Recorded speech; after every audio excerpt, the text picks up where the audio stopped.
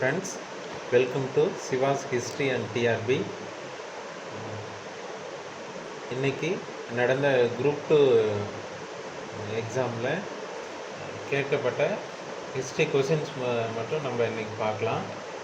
First கொஷினை சரியான இணையை கண்டறிக. கீழே பார்த்தீங்கன்னா குடியரசுத் தலைவர் பெயர் தேர்ந்தெடுக்கப்பட்ட ஆண்டு கொடுத்துருக்காங்க. So doctor S Radhakrishnan 1961, Zakir Hussain 1966, Fakhruddin Ali Ahmed 1974, Sanjeev Reddy 1977 அப்படின்னு கொடுத்துருக்காங்க. ஆக்சுவலாக இதில் ஃபஸ்ட்டு ரெண்டும் தவறானது, 3, 4 அப்படிங்கிறது தான் சரியானது. அப்போ சரியான ஆப்ஷன் சி, 3 மற்றும் 4 சரியானது. அடுத்த கொஸ்டின்,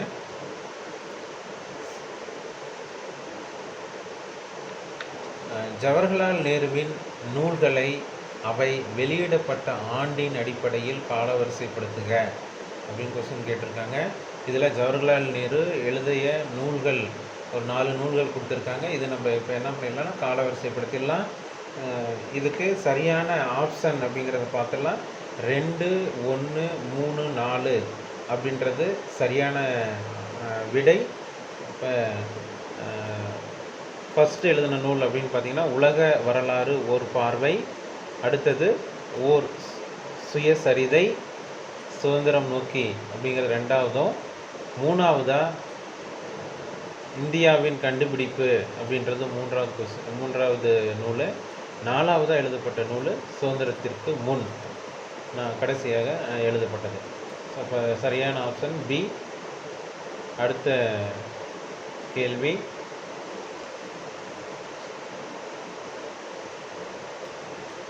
பின்வரும் இணைகளில் தவறானவற்றை கண்டுபிடி. கிளர்ச்சி மற்றும் கிளர்ச்சி நடைபெற்ற இடங்கள் கொடுத்துருக்காங்க. ஸோ இதை நம்ம எது சரியாக இருக்குது அப்படிங்கிறத நம்ம கண்டுபிடிக்கணும். ஸோ தவறானது என்ன அப்படிங்கிறத நம்ம இங்கே கண்டுபிடிக்கணும். கொஸ்டின் பார்த்திங்கன்னா பின்வரும் இணைகளில் தவறானவற்றை கண்டுபிடி அப்படிங்கிறத கொஸ்டின். ஸோ இதில் தப்பு அப்படின்னு பார்க்கும்போது எது தவறானது அப்படின்னா 4வது ஆப்ஷன் கிட்டூர், மலபார் அப்படிங்கிறது தவறான விடை. ஏன் அப்படின்னா ஆக்சுவலாக இந்த கிட்டூர் அப்படிங்கிற கிளர்ச்சி எங்கே நடந்துச்சு அப்படின்னா கர்நாடகாவில் நடைபெற்றது. ஆனால் இங்கே கொடுத்துருக்கிற ஆப்ஷன் என்ன கொடுத்துருக்காங்கன்னா மலபார் அப்படின்னு கொடுத்துருக்காங்க. அப்போ இதில் தவறானது சி, 4 மட்டும். அடுத்த கேள்வி, விஞ்ஞான முறைகளை நிறுவுவதில் வழிகாட்டி மாணவர் சங்கிலியை கால வரிசைப்படி தேர்ந்தெடுக்கவும் அப்படின்னு கொடுத்துருக்காங்க. ஸோ இது நம்ம பெரும்பாலும் நம்ம எல்லாத்துக்கும் தெரிஞ்ச ஆன்சர் தான் நினைக்கிறேன். ஸோ இதுக்கு சரியான விடை அப்படின்னு பார்க்கும்போது சி அப்படிங்கிறது சரியான விடை. சாக்ரட்டிஸோடனுடைய மாணவர் பிளாட்டோவினுடைய மாணவர் அரிஸ்டாட்டிலுடைய மாணவர் தி கிரேட் அலெக்சாண்டர் அப்படின்னு சொல்லுவோம். சரியான ஆப்ஷன் சி.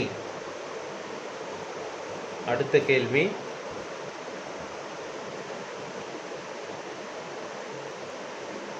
கீழ்கண்டவற்றை பொறுத்துக அப்படின்னு கேட்டிருக்காங்க.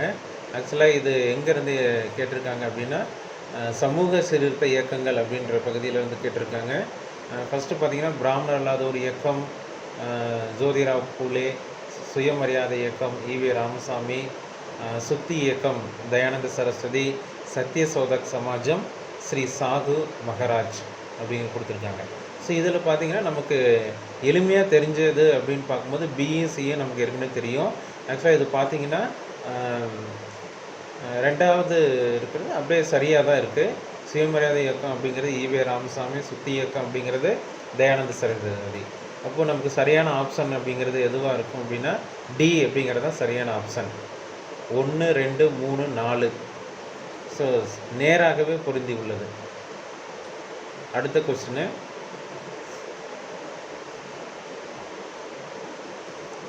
பின்வருவனவற்றில் மித்ரா மேளா சங்கத்தை தொடங்கியவர் யார் அப்படின்னு கேட்டிருக்காங்க. ஆக்சுவலாக இந்த கேள்விக்கான விடை என்ன அப்படின்னா ஆப்ஷன் பி, விநாயக் தாமோதர் சாவர்கர் அப்படிங்கிறது தான் சரியான விடை. ஆக்சுவலாக நம்ம படிக்கும்போது விடி சாவர்கர் அப்படின்னு படிச்சிருப்போம். இங்கே அந்த விடி அப்படிங்கிறது எக்ஸ்பிளைன் கொடுத்துருக்காங்க. விநாயக் தாமோதர் சாவர்கர் அப்படிங்கிறது சரியான விடை. அடுத்த கொஸ்டின், அனைத்திந்திய முஸ்லீம் லீக் கட்சியை 1906 நிறுவியது யார்?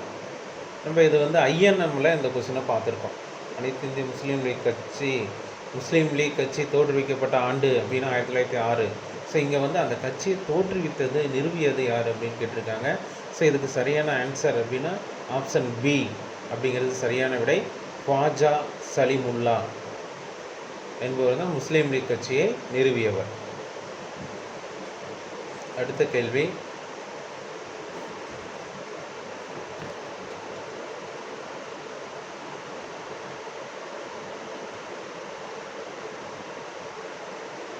அடுத்த கொஸ்டின் பார்க்குங்க. கீழ்கண்ட அமைப்புகளில் எவைகள் அரசியலமைப்பு சட்டத்தில் காணப்படவில்லை அப்படின்னு கேட்டிருக்காங்க. ஆக்சுவலாக இந்த கொஸ்டின் பார்த்தீங்கன்னா பொலிட்டிக்கல் சயின்ஸில் வரும், சிவிக்ஸில் கேட்கக்கூடிய ஒரு கொஸ்டின். தேசிய வளர்ச்சி குழு, நிதி ஆயோக், தேர்தல் ஆணையம், நிதி ஆணையம் அப்படின்னு 4 இது கொடுத்துருக்காங்க. ஸோ இதில் அரசியலமைப்பு சட்டத்தில் இருக்கக்கூடியது அப்படின்னு பார்த்தா 3, 4 இது 2 அரசியலமைப்பு சட்டத்தில் இருக்குது. இல்லாதது அப்படின்னு பார்த்தா தேசிய வளர்ச்சி குழுவும் நிதி ஆயோக்கும் இல்லாமல் இருக்குது. அப்போ இதில் சரியான இந்த கொஸ்டினுக்கு சரியான விடை அப்படின்னு பார்க்கும்போது ஆப்ஷன் ஏ 1 மற்றும் 2 மட்டும் சரியானது.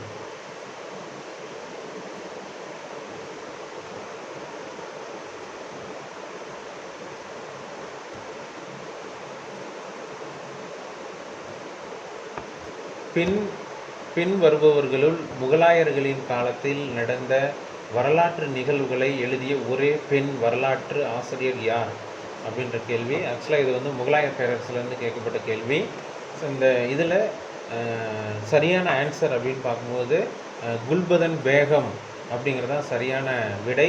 இந்த குல்பதன் பேகம் யார் அப்படின்னா முகலாய பேரரசை நிறுவிய பாபரினுடைய மகள் மற்றும் ஹுமாயூனுடைய சகோதரியும் ஆவார். ஹுமாயூனுடைய வாழ்க்கை வரலாற்றை ஹுமாயூன் நாமா என்ற நூலாக எழுதியவர். அடுத்த கேள்வி, ரூபாயின் பிரச்சனை என்ற ஆய்வறிக்கையை சமர்ப்பித்தவர் யார் அப்படிங்கிறத கேள்வி கேட்டிருக்காங்க. ஸோ இதுக்கு சரியான விடை டாக்டர் B.R. அம்பேத்கர் அப்படிங்கிறது தான் சரியான விடை, ஆப்ஷன் ஏ.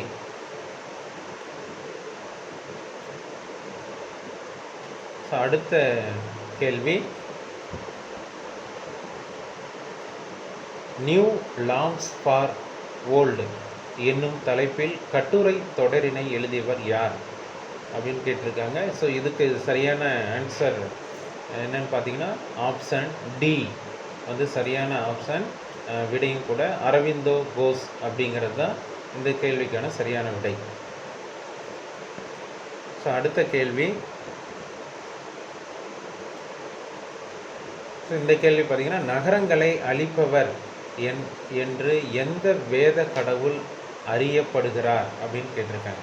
ஆக்சுவலாக கொஸ்டின் பார்த்தீங்கன்னா நகரங்களை அழிப்பவர், ஆக்சுவலாக இங்கே அழிப்பவர் அப்படின்னா நமக்கு ஞாபகம் வருது பார்த்தீங்கன்னா அக்னி, ருத்ரன், இதுதான் ஞாபகம் வரும். ஆக்சுவலாக வேத காலத்தில் இதை பற்றி கொடுத்துருக்காங்க. அதாவது நகரங்களை அழிப்பவர் யார் அப்படின்னா இதில் இந்திரன் அப்படின்றவர் தான் நகரங்களை அழிப்பவர். சரியான விடை ஆப்ஷன் பி இந்திரன். அடுத்த கேள்வி, கீழ்கண்டவற்றுள் ஹரப்பா நாகரிகம் பற்றி தவறான கூற்று எது அப்படின்னு கேட்டிருக்காங்க. இதில் பாருங்கள் 4 கொடுத்துருக்காங்க பாருங்கள். ஹரப்பா நாகரிகத்தில் அனைத்து இடங்களும் நகர நாகரிகம் கொண்டது. ஆக்சுவலாக எல்லா இடமும் நகர நாகரிகமும் கிடையாது, ஒரு சில இடங்கள் மட்டும்தான் நகர நாகரிகங்கள் இருந்துச்சு, மற்ற இடங்கள் கிராம நாகரிகங்களும் இருந்துச்சு. அப்போ அடுத்தது ஆப்ஷன் பாருங்கள், ஹரப்பா நகரங்கள் உணவுக்காகவும் பணியாளர்களுக்காகவும் கிராமங்களை சார்ந்திருந்தது. ஸோ இது சரியானது தான் கூற்று. 3வது, ஹரப்பா நாகரிகத்தின் எச்சங்கள் சிறிய கிராமங்களிலும் கிடைக்கின்றன. இதுவும் சரியானதான். லோத்தலின் சிறப்பம்சம் துறைமுகம் ஆகும். ஸோ இதுவும் சரியான விடை தான். அப்போது இதில் தவறான கூற்று அப்படின்னு சொல்லும்போது ஆப்ஷன் ஏ தவறானது. ஹரப்பா நாகரிகத்தில் அனைத்து இடங்களும் நகர நாகரிகம் கிடையாது, கிராம நாகரிகங்களும் இருந்திருக்கு. அடுத்த கேள்வி,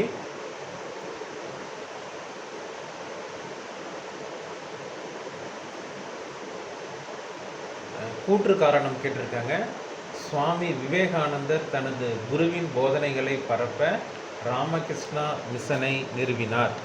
ஸோ இது சரியானது தான். காரணம் பாருங்கள், ராமகிருஷ்ணா மிஷன் ஒரு துறவற அமைப்பு மற்றும் அது மனிதன் ஆன்மீக வளர்ச்சிக்கு தன்னை அர்ப்பணித்தது. ஸோ இது கூற்றும் காரணம் பார்த்திங்கன்னா சரியான விளக்கம்தான். கூற்று காரணத்துக்கு கூற்று அப்படிங்கிறது சரியான விளக்கம்தான். ஸோ இந்த கேள்விக்கு சரியான விடை ஆப்ஷன் பி, ஏ மற்றும் ஆர் சரி. ஆர் ஏயினுடைய சரியான விளக்கமாகும். அடுத்த கேள்வி,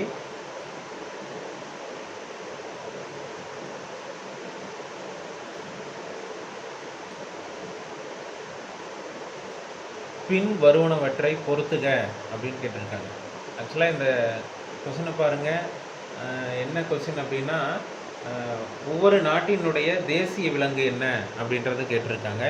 ஸோ இதில் இந்தியாவினுடைய தேசிய விலங்கு என்னென்னா நமக்கு தெரியும், புலி, வங்கப்புலி அப்படிங்கிறது தெரியும். ஸோ அப்போ இந்தியா அப்படிங்கிறதுக்கு அரச வங்கப்புலி அப்படின்றது சரியானது. அப்போ கீழே ஆப்ஷனில் பாருங்கள். ஸோ 5 2 இடத்துல இருக்குது. சரி, இப்போ அடுத்த இது பார்க்கணும். அடுத்தது பார்த்திங்க அப்படின்னா ஜப்பான் நமக்கு தெரியல. சரி, அமெரிக்காவை பார்ப்போம். அமெரிக்கா அப்படிங்கிறது வழுக்கை கழுகு அப்படின்னு சொல்லுவோம். அப்போ 3க்கு 1. இப்போ பாருங்கள், நம்ம இப்போ கண்டுபிடிச்சிட்டோம். 5 3 1 2 ஆப்ஷன் டி இதுதான் சரியானது. அப்போ பார்த்தீங்கன்னா இந்தியா அப்படிங்கிறது அரச வங்கப்புலி. அடுத்தது ஜப்பான் அப்படின்றதுக்கு பியோனி, அமெரிக்கா அப்படின்றது வழுக்கை கழுகு, சீனா என்னுடைய தேசிய விலங்கு டால்ஃபின். சரியான விடை ஆப்ஷன் டி 5 3 1 2. ஸோ அடுத்த கேள்வி,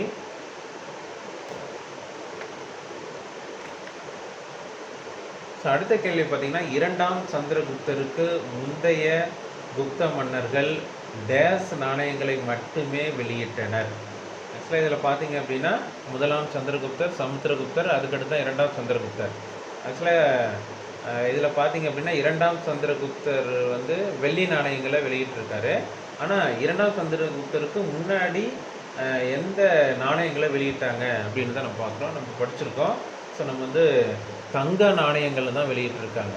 ஸோ 2ஆம் சந்திரகுப்தருக்கு முந்தைய குப்த மன்னர்கள் தங்க கோல்டு காயின்ஸ் தான் வந்து வெளியிட்டிருக்காங்க. அப்போ சரியான ஆப்ஷன் ஏ தங்கம் அப்படிங்கிறது தான் சரியானது. ஸோ அடுத்த கொஸ்டினுக்கு போயிடுவோம். ஹாக்கி சார்ஃப் அல்லது ஹசில் இ சார்ஃப் என்பதன் பொருள் என்ன அப்படின்னு கேட்டிருக்காங்க. ஹாக்கி சார்ஃப் அல்லது ஹசில் இ சார்ஃப் என்பதன் பொருள் என்ன அப்படின்னு கேட்டிருக்காங்க. ஆக்சுவலாக இதுக்கு சரியான விடை வந்து என்ன அப்படின்னா நீர்ப்பாசன வரி அப்படிங்கிறது தான் சரியான விடை. ஆப்ஷன் பி நீர்ப்பாசன வரி. ஸோ அடுத்த கேள்விக்கு நம்ம போயிடுவோம்.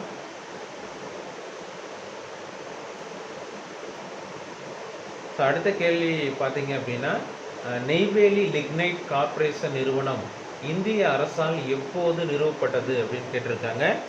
ஸோ என்எல்சி எப்போ நிறுவப்பட்டதுன்னு கேட்டிருக்காங்க. ஸோ இதுக்கு சரியான விடை ஆப்ஷன் ஏ 1956 அப்படிங்கிறது தான் சரியான விடை. அடுத்த கேள்வி,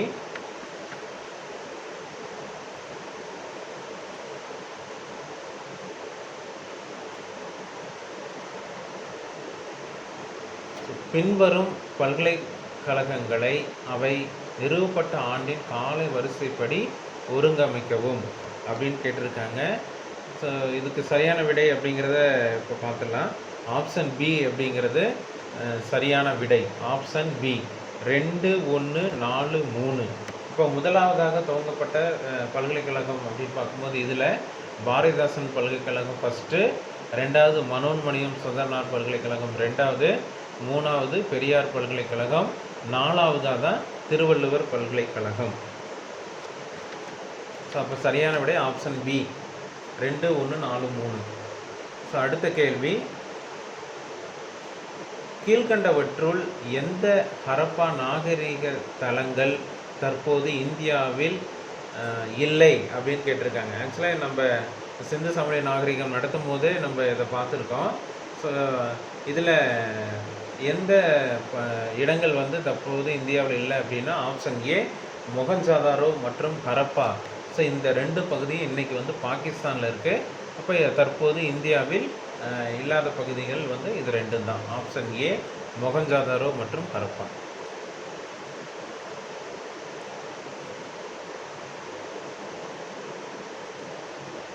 ஸோ அடுத்த கேள்வி. ஸோ 1987 டேஸாக ஐக்கிய நாடுகள் சபை அறிவித்தது. ஸோ ஒவ்வொரு வருடமும் ஏதோ ஒரு கான்செப்ட், ஏதோ ஒரு தீமை வச்சுட்டு வந்து அந்த ஆண்டாக வந்து அறிவிக்கிறாங்க. ஸோ அதன்படி பார்க்கும்போது 1987 அப்படிங்கிறது சர்வதேச உறைவிடம் இல்லாதவர்களுக்கு உறைவிடம் வழங்கும் ஆண்டாக வந்து ஐநா சபை அறிவித்துள்ளது. அப்போ சரியான விடை ஆப்ஷன் பி, சர்வதேச உறைவிடம் இல்லாதவர்களுக்கு உறைவிடம் வழங்கும் ஆண்டு என 1987 அறிவித்துள்ளது. அடுத்த கேள்வி.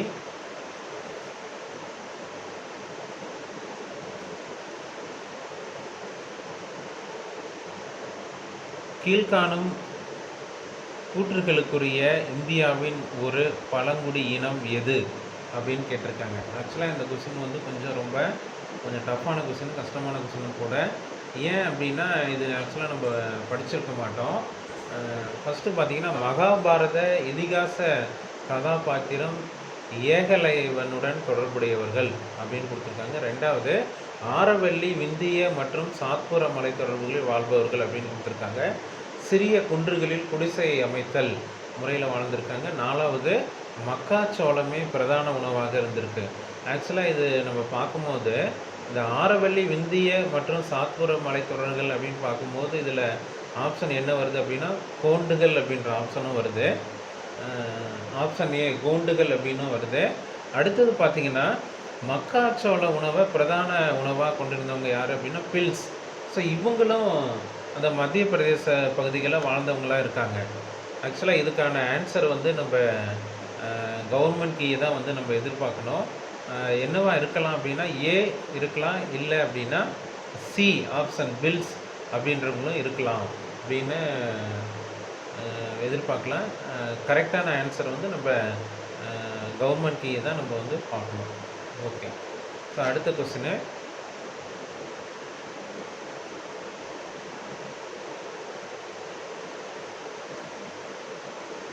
பின்வரும் அடித்தளங்களை அது தொடர்புடைய பெயர்களோடு சரியாக பொருத்துக அப்படின்னு கேட்டிருக்காங்க. ஸோ இங்கே வந்து என்னென்னா நிறைய, அதாவது தமிழ்நாடோடு தொடர்புடைய நிறைய விஷயங்கள் கொடுத்துருக்காங்க. ஒன்று தென்னிந்திய நல உரிமை சங்கம், அடுத்தது குடியரசு இதழ், 3வது தொழிலாளர் அமைப்புகளின் தோற்றம் அப்படின்னு கொடுத்துருக்காங்க, 4வது சுதந்திர கட்சி கொடுத்துருக்காங்க.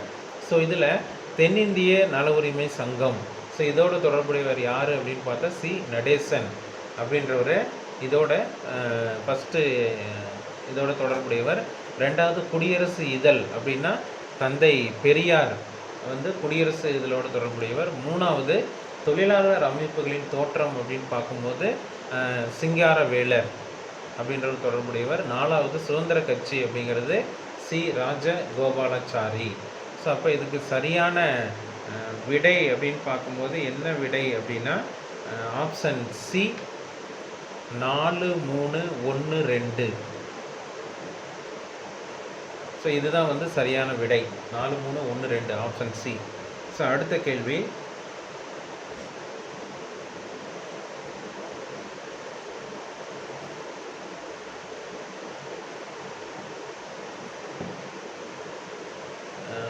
பின்வருவனவற்றில் எது சரியானவை அப்படின்னு கேட்டிருக்காங்க. சமத்துவமான முன்னேற்றம் 11வது ஐந்தாண்டு திட்டத்தின் நோக்கமாகும். 2வது பி அதிவேகமான நிலையான மற்றும் அதிகப்படியான உள்ளடங்கிய வளர்ச்சி 11வது ஐந்தாண்டு திட்டத்தின் முக்கிய நோக்கங்களாகும் அப்படின்னு கொடுத்துருக்காங்க. ஆக்சுவலாக இதில் பார்க்கும்போது இந்த சமத்துவமான முன்னேற்றம் அப்படிங்கிறது வந்து 9வது ஐந்தாண்டு திட்டத்தில் தான் வரும். அப்போ ஃபஸ்ட்டு ஏ அப்படிங்கிறது வந்து இங்கே தவறானது. பி பார்த்தீங்கன்னா அதிவேகமான நிலையான மற்றும் அதிகப்படியான உள்ளடங்கிய வளர்ச்சி 11வது ஐந்தாண்டு திட்டத்தின் முக்கிய நோக்கமாகும் அப்படிங்கிறது சரியானதா? ஸோ இந்த கேள்விக்கான விடை ஆப்ஷன் பி, பி மட்டும் சரியானது. நம்ம அடுத்த கேள்விக்கு போயிடுவோம்.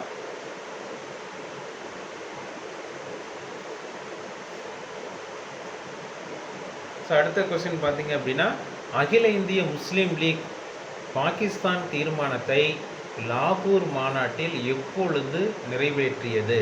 ஸோ இதுவும் ஐஎன்எம்மில் இருக்கக்கூடிய கேள்வி தான். இதில் பார்த்தீங்க அப்படின்னா, இந்த முஸ்லீம் லீக் லாகூர் மாநாடு அப்படிங்கிறது நமக்கு என்ன சரியான விடை அப்படின்னா ஆப்ஷன் சி, மார்ச் 23, 1940. ஸோ இங்கே தான் வந்து லாகூர் மாநாடு நடைபெற்றது. இதில் தான் பாகிஸ்தான் தனி நாடு வேணும் அப்படின்ற அந்த தீர்மானத்தை நிறைவேற்றினாங்க. மார்ச் 23, 1940. ஸோ சரியான விடை ஆப்ஷன் சி. ஸோ அடுத்த கேள்வி. ஸோ அடுத்த கொஸ்டின் பார்த்தீங்க அப்படின்னா, எப்பயுமே மக்கள் தொகை கணக்கெடுப்புலேருந்து ஒரு கொஸ்டின் வந்துடும். இந்த முறை கேட்டிருக்காங்க. ஸோ 2011 மக்கள் தொகை கணக்கெடுப்பின்படி தமிழ்நாட்டின் மக்கள் தொகை அடர்த்தி அப்படின்னு கேட்டிருக்காங்க. இதுக்கு சரியான விடை ஆப்ஷன் பி, 555 ஒரு சதுர கிலோமீட்டர். ஒரு சதுர கிலோமீட்டருக்கு 555 நபர்கள் அப்படிங்கிறது அது சரியான விடை. அடுத்த கொஸ்டின்.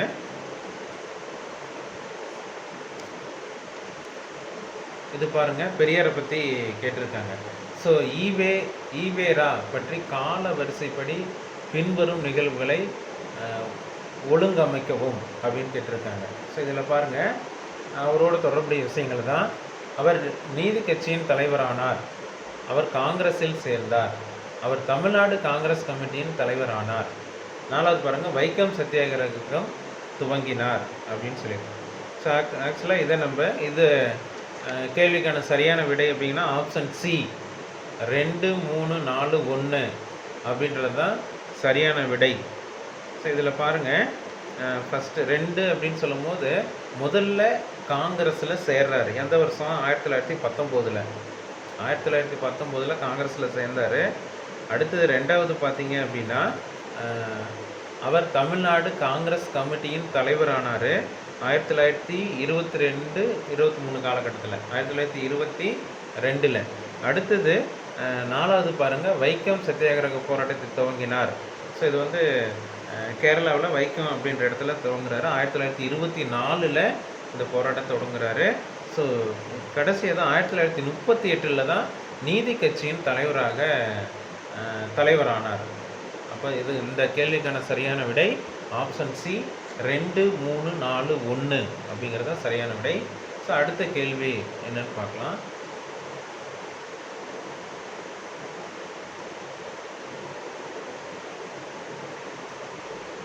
ஸோ அகமது ஷாவின் ஆட்சியின் கீழே குறிப்பிட்டவற்றில் எது தவறானது அப்படின்னு கேட்டிருக்காங்க. கீழே 4 கொடுத்துருக்காங்க.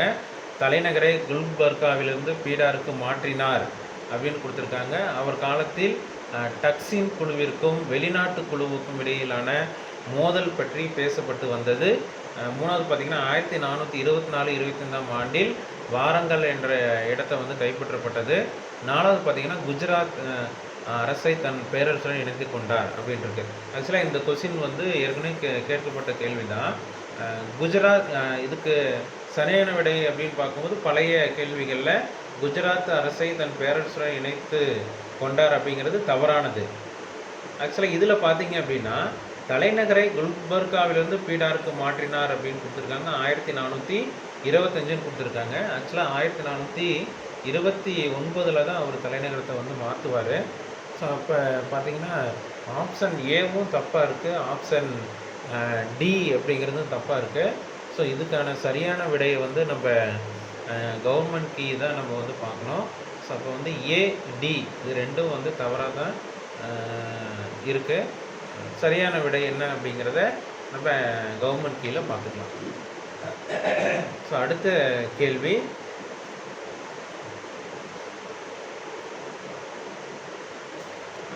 இந்தியா ஒரு மனித குலத்தின் அருங்காட்சியகம் என அழைத்தவர் யார்? இந்த கேள்வி, இந்தியா ஒரு மனித குலத்தின் அருங்காட்சியகம் என அழைத்தவர் ஆப்ஷன் டி விஏ ஸ்மித் அப்படின்றவர் தான் இந்தியா ஒரு மனித குலத்தின் அருங்காட்சியகம் என்று அழைத்தவர். ஸோ அடுத்த கொஸ்டின்,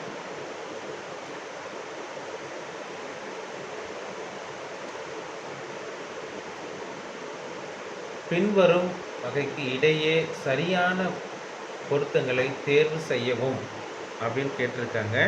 ஸோ இதில் எது சரியானது அப்படின்னு கேட்டிருக்காங்க. ஸோ ஃபஸ்ட்டு பார்த்தீங்கன்னா திருவிக்கா தேசபக்தன் அப்படிங்கிறது சரியானது தான். பாரதியார் இந்து அப்படின்னு கொடுத்துருக்காங்க. ஆக்சுவலாக சுப்பிரமணிய பாரதியார் இந்து பத்திரிகையை அவர் தொடங்கலை. மூணாவது பாருங்கள், அன்னி பெசன்ட் அம்மையார் நியூ இந்தியா. ஸோ இது சரியானது தான். அன்னி பெசன்ட் அம்மையார் நியூ இந்தியா என்ற பத்திரிகையை தொடங்கினாங்க. அடுத்தது கஸ்தூரி ரங்க ஐயங்கார் இந்தியா அப்படின்னு கொடுத்துருக்காங்க. ஆக்சுவலாக இதுவும் தவறானது தான். அப்போ கீழே பார்த்தீங்கன்னா எது சரியானது 1, 3 இது ரெண்டும் சரியானது. இப்போ சரியான விட ஆப்ஷன் ஏ 1 மற்றும் 3 மட்டும் சரியானது. ஸோ அடுத்த கேள்வி, டேஸின் இயற்பெயர் குமாரசாமி நாயக்கர் அப்படின்னு கொடுத்துருக்காங்க. ஸோ இதில் யாருடைய இயற்பெயர் குமாரசாமி நாயக்கர் அப்படின்னா ஊமைத்துறை. ஸோ இவருடைய பெயரை தான் குமாரசாமி நாயக்கர். ஆப்ஷன் பி ஊமைத்துறை அப்படிங்கிறது தான் சரியான விடை. ஸோ அடுத்த கேள்வி,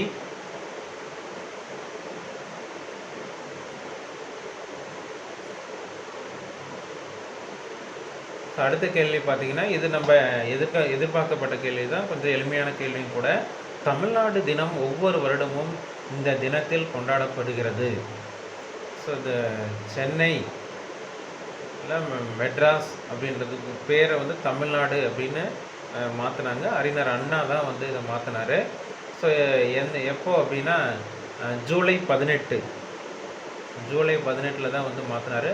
அது சரியான விடை ஆப்ஷன் டி ஜூலை 18 அப்படிங்கிறது சரியான விடை. ஸோ அடுத்த கேள்வி இறுதியான கேள்வியும் கூட.